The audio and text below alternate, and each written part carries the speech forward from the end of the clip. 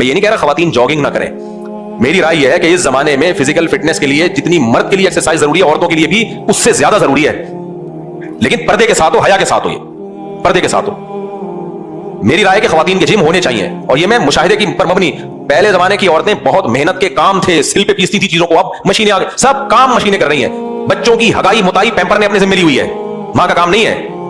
पहले माएं बच्चों को नाली पे लेके बैठी रहती थी, वॉशरूम में आवाज मार रही होती थी कि ये आवाज सुन के इसका माइंड बनेगा। अब ऐसा है कर रही होती थी ना माएं कि बच्चे का माइंड हो गया, उसका मतलब निकाल दे भाई। अब बच्चा निकाल देता था, वो घंटों घंटों बैठी रहती थी। अब थोड़ी पैम्पर है, पैम्पर हटाया, रिपोर्ट देखी, क्या रिपोर्ट है, क्लियर है, तो वापस वही पैम्पर लगा दिया, चलो ये चल रहा है मार्केट। मर्दों का भी ऐसा ही है, वो कौन सा कोई मेहनत के काम कर रहे हैं, दफ्तर में बैठे रहते हैं, ठिश ये बस एक्सेस, ये मसल बन रहे हैं आपके ना इसके। तो ये तो बहुत जरूरी है खवातीन के लिए भी, वॉकिंग भी, जॉगिंग भी, पर्दे के साथ हो, ये सब कुछ। लेकिन जब मर्दों के सामने हो तो उसमें हया झलकनी चाहिए। समझ में आ रही बात कि नहीं आ रही समझ में? उसमें हया झलकनी चाहिए।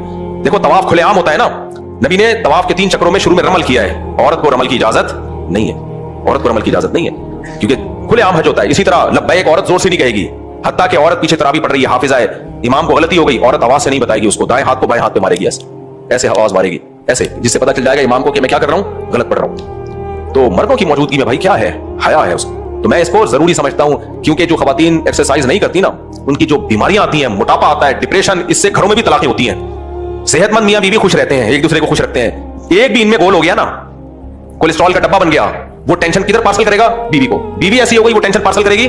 आजकल टेंशन रखता कोई नहीं है, फौरन पार्सल कर देता है। समझ आ रही है? लड़ाइयां होती हैं, झगड़े होते हैं। मेरे सामने ऐसे केस आए हैं, आदमी भी गोल, कुदरती गोल नहीं, यानी खा खा के, औरत भी। तो मैंने उनको मशवरा दिया, मैंने कहा भाई जिम जाओ, एक्सरसाइज करो, पतले हो जाओ, उनकी लड़ाइयां खत्म, मूड सही हो गया भाई उनका। तो इसलिए मैं तो इसको बहुत ज्यादा जरूरी समझता हूं। लेकिन जब पब्लिक में औरत होगी तो फजात इहदाहुमा तमशी अला इस्तिहया, हया के साथ चलती हुई आई। कुरान इस चीज को हाईलाइट कर रहा है।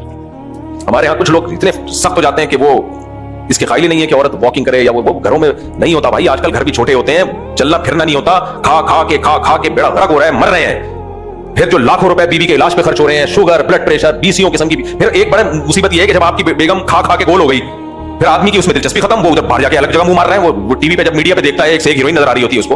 देखो कुदरत की तरफ से कोई है, वो तो फिर अलग बात है ना। कुछ लोग कुदरत की तरफ से भारी जिस्म के होते हैं, हमारे यहाँ कुदरत की तरफ से नहीं, ज्यादा अपनी कोताहियों की वजह से ज्यादा मसला हो रहा है। तो आदमी कभी बेड़ा गर्क, औरत कभी बेड़ा गर्क, फिर इनकी मोहब्बतें खत्म, फिर इधर उधर जाके मुंह मार रहे होते हैं। इतनी सारे फसादात किसी काम में हो तो शरीयत उसको पसंद करेगी उस काम को। इसलिए ये जो वर्जिश है या ये सब चीजें हैं, ये शरीयत ही का हुक्म समझ के करनी चाहिए।